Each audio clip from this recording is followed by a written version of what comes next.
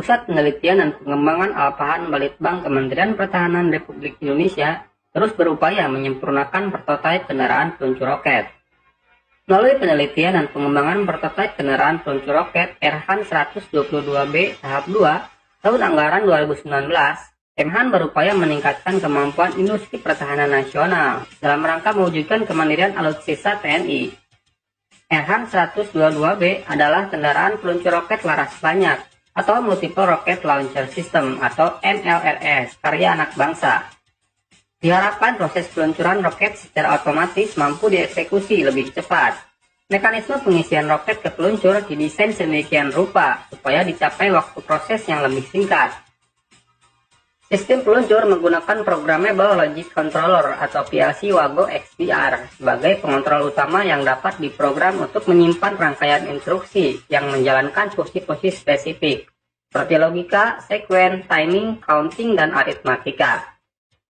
Pengembangan kendaraan peluncur roket Erhan 122B ini adalah untuk menghasilkan kendaraan peluncur yang dapat berfungsi dengan baik dan stabil sesuai spesifikasi yang diharapkan tanpa adanya kesalahan dan kerusakan baik saat endurance maupun saat penembakan. Di samping itu diharapkan sistem otomatisasi dan manual dapat dioperasikan oleh operator sesuai dengan prosedur dan operasi penembakan yang dikehendaki. Prototipe peluncur roket ini dibuat dalam rangka memenuhi kebutuhan akan kendaraan peluncur roket Erhan 122B sebagai dukungan dalam program pengembangan roket nasional. Uji penembakan dinamis MLRS Erhan 122B telah berhasil dilaksanakan dengan sukses pada pertengahan November tahun 2019 lalu. Uji dinamis ini dilaksanakan di lokasi peluncuran roket di Pamengpeuk, Garut, Jawa Barat. Pada seminar Balitbang pengembangan prototipe kendaraan peluncur roket Erhan 122B tahap 2 yang baru-baru ini diselenggarakan Kemhan, Kabalitbang Kemhan Dr. Ana Kusmayati menuturkan bahwa pengembangan prototipe kendaraan peluncur roket Erhan 122B ini dibuat dalam rangka mendukung program pengembangan roket nasional. Pada tahun 2019 ini, pengembangan sistem senjata meliputi penambahan tabung peluncur roket sebanyak 22 unit, sehingga total menjadi 40 tabung launcher.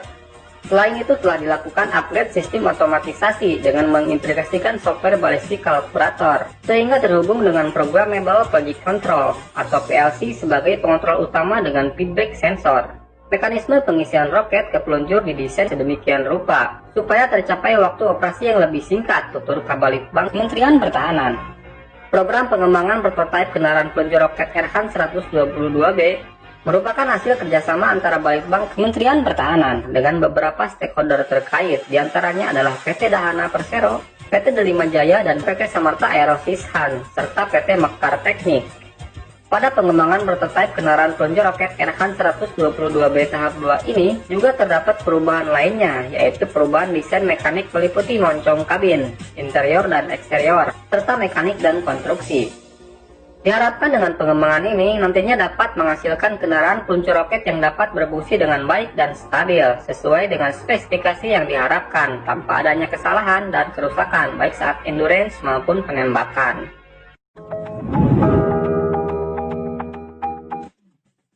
Sementara itu, roket Erhan 122B yang telah digagas oleh Konsorsium Roket Nasional telah berhasil dikembangkan dan telah mendapat sertifikasi pada kategori senjata udara artileri ground-to-ground roket.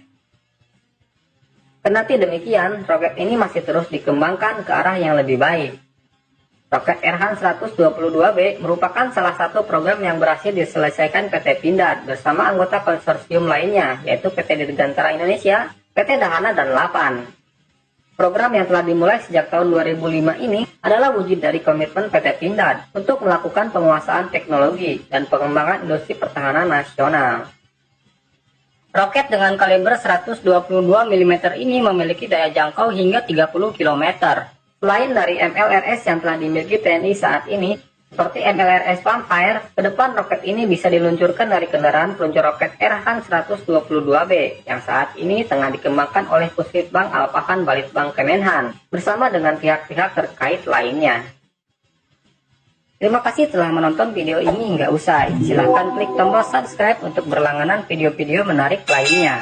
Jangan lupa klik share dan sebarkan kepada teman-teman Anda. Dan silahkan tinggalkan komentar Anda di kolom komentar di bawah. Terima kasih.